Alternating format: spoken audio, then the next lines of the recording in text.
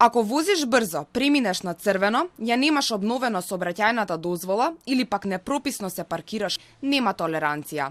Со изгласување на законот за прекршоци, Safe City е новата реалност за граѓаните на Македонија.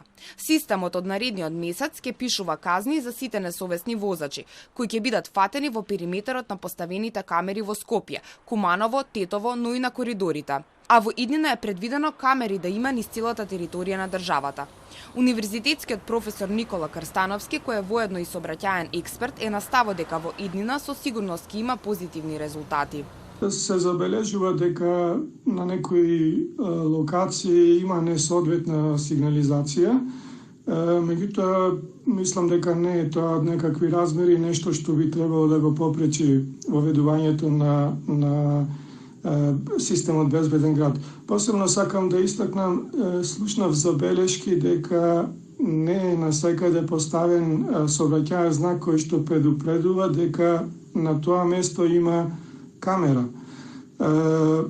Треба да се каже отворено дека практично добра волја на Министерството за внатрешни работи да поставува такво предупредување. Од 1 февруари, според Законот за безбедност на сообраќајот на патиштата, предвидени се следниве казни. Со пречекорување на дозволената брзина до 10 км на час, возачот ќе биде казнет со глоба од 15 евра.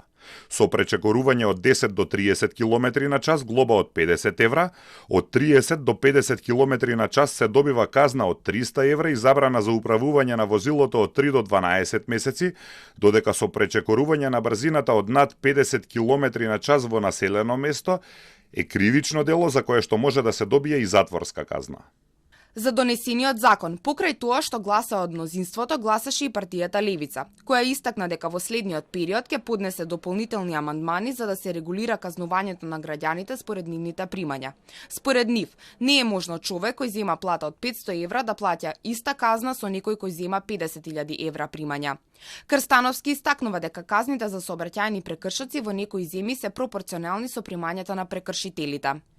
Познато е дека во некои земји казните за сообраќајни прекршоци се доведуваат во релација со примањата на оние кои ги направиле прекршоците. Инаку, што се однесува за состојбите кај нас, јас би рекол дека треба еден преоден период на почетокот да помени и искуството ќе покаже дали казните се превисоки или прениски. Ако и понатаму продолжи, да речам, значаен број на прекршоци, можеби ќе се заклучи дека казните се премали и треба се зголемат. Законот беше донесен вчера. ДУИ и СДСМ не го поддржаа. За Демократската унија за интеграција е противуставен, додека за СДСМ се отвараат многу етички дилеми во однос на можната злоупотреба на лични податоци на граѓаните. Министерството за внатрешни работи досега изврши тестирање, калибрација и верификација на поставените камери на подрачјето на градот Скопје, а истите активности ги најави и за утре на територијата на градовите Куманово и Тетово. Ако не се придржувате до правилата, системот Safe City истите ќе ги детектира, а за тоа ќе бидете известени преку SMS порака и електронска пошта.